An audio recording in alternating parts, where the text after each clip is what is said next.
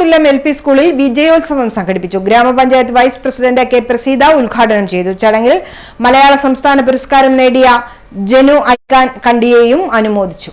വിജയം ഉണ്ടാക്കുന്നതിന് വേണ്ടി കുറെ ആളുകൾ ഇതിന്റെ പിന്നിൽ ശ്രമിച്ചിട്ടുണ്ട് അല്ലെ.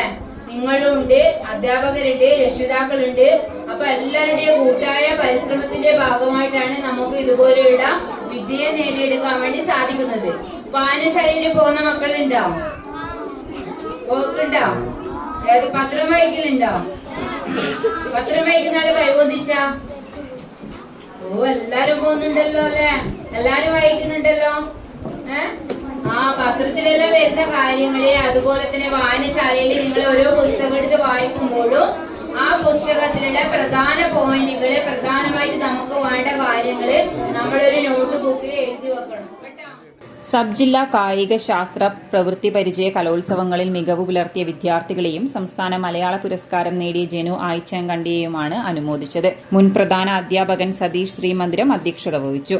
Head mistress N Sajitha, K Dhanusha, V V Sheeba, A Prabha, P V Jyotsna, K V Prajnad എന്നിവർ സംസാരിച്ചു.